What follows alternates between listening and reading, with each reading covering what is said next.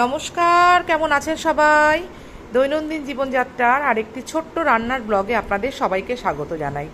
আজকে রান্না হবে কচুর লতি দিয়ে নারকেল আলু দিয়ে একটা সুন্দর মাখো মাখো সবজি।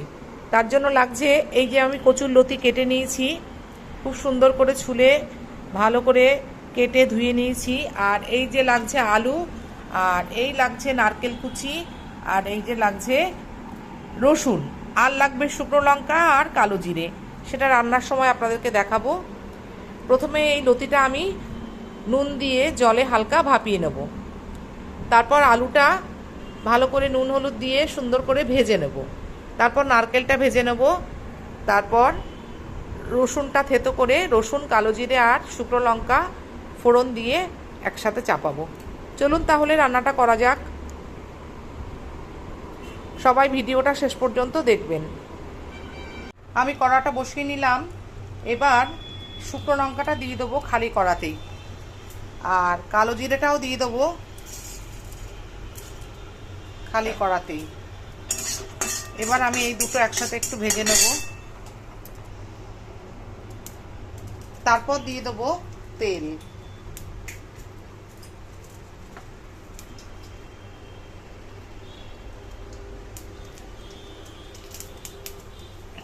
এই যে দিয়ে দিলাম তেল।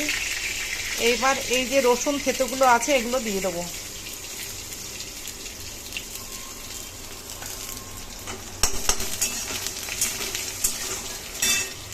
এই দেখুন, আমি আগে থেকে নারকেল আলু ভেজে রেখেছি, আর একটু শুকনো লঙ্কার গুঁড়ো ওপর দিয়ে রেখেছি।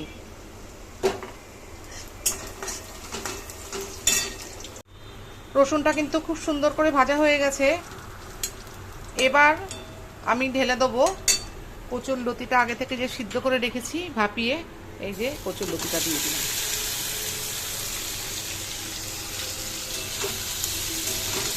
এবার খুব ভালো করে মিশিয়ে নেব। আমি কিন্তু এটাতে নুন হলুদ কিছুই দেব না, কারণ যখন আমি সিদ্ধ করেছিলাম তখন এই লতির সাথে নুনও দিয়ে দিয়েছিলাম। আর আলু আর নারকেলটা তো আমার আগে থেকে ভাজাই আছে, নারকেলে নুন দিইনি, কিন্তু আলুটা ভাজার সময় নুন আর হলুদ দিয়ে ভেজে নিয়েছি। একটু ভালোভাবে ভাজা হোক, তারপর আমি আলু আর নারকেলটা ঢেলে দেবো। আমার লতিটা খুব ভালোভাবে ভাজা হয়ে গেছে, এই দেখুন। এবার আমি এই যে আগে থেকে ভেজে রাখা নারকেল, আলু, লঙ্কার গুঁড়ো এগুলো দিয়ে দিলাম।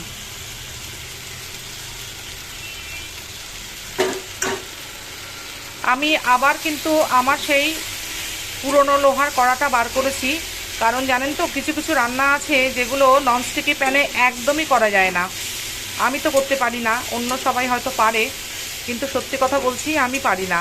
তখন আমাকে এই কড়াটা বার করতেই হয়। রান্নাটা খেতে সত্যি অসাধারণ হয়। আর ননস্টিকি প্যানে রান্না করতে পারি না তা নয়, পারি, তবে এইসব খুব রসিয়ে বসিয়ে কষিয়ে যে রান্নাগুলো করা হয় সেগুলো কিন্তু ননস্টিকি প্যানে একদমই ভালো হয় না। যারা রান্না করেন তারা নিশ্চয়ই জানেন। আমি এবার দিয়ে দেবো এতে আগে থেকে গরম করে রাখা জল। আমি এবার এই গরম জলটা ঢেলে দিলাম।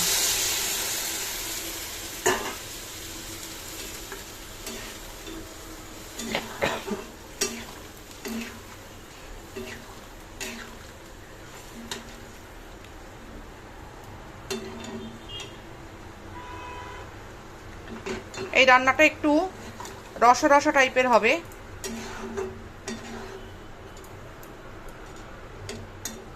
বাকি সিদ্ধটুকু এই জলেই হয়ে যাবে।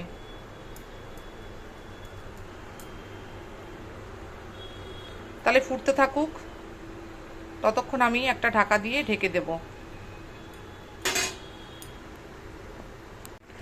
এটা ফুটে উঠেছে দেখুন। আমি একটুখানি নুনটা টেস্ট করে দেখব।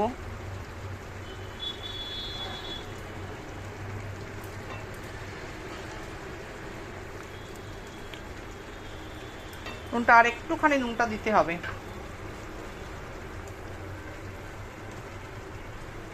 একটুখানি নুন লাগবে, আমি নুন দিয়ে দিলাম।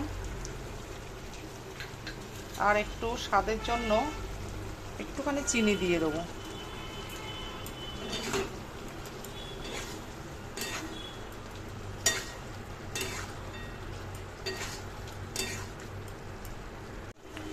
এটা প্রায় হয়ে এসছে। এবার আমি একটুখানি লেবুর রস দিয়ে নামিয়ে নেব।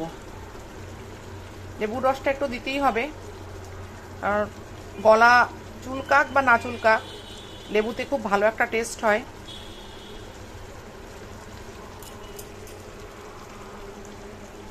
আমি কিন্তু গ্যাস অফ করে দিয়েছি, এটা হয়ে গেছে। এবার সব শেষে যেটা দেব, এটা খুবই ইম্পর্টেন্ট, এটার জন্য টেস্টটা একদম সম্পূর্ণ অন্য রকম লাগবে, একটুখানি কাঁচা সর্ষের তেল। অনেকে সর্ষে বাটাও দেয়, কিন্তু আমি সর্ষে বাটাটা দিলাম না। সর্ষে বাটাটা একটু আমার কাছে একটু তিতো লাগে, সেই জন্য এটা দুর্দান্ত খেতে হয়। আপনারা একদিন বানিয়ে খাবেন, কিচ্ছু লাগে না, শুধু কালো জিরে, শুকনো লঙ্কা, একটু নারকেল, আর আলু দিতেও পারেন, নাও দিতে পারেন। চলুন রান্নাটা নামিয়ে নিই, খাওয়ার সময় আপনাদেরকে একবার দেখাবো। কি অপূর্ব কালার এসছে দেখুন, যত সুন্দর কালার এসছে এর, খেতেও কিন্তু এই সবজিটি আরও সুন্দর হয়। যে আমি খেতে বসেছি, আমি এবার লতিটা নিয়ে টেস্ট করে দেখব।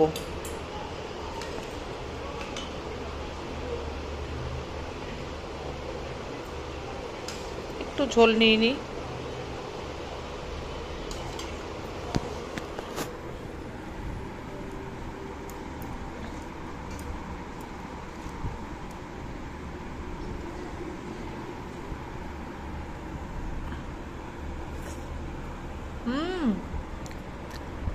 বিশ্বাস করুন, অসাধারণ হয়েছে খেতে। আপনারা না বানিয়ে খেলে কিন্তু এর স্বাদ বুঝতে পারবেন না। তাই আপনাদের কাছে আমার অনুরোধ, অবশ্যই আপনারা নিজেরা বানিয়ে একদিন খেয়ে দেখুন, ঠিক এই একই প্রসেসে আমি যেভাবে আপনাদেরকে দেখালাম সেইভাবে।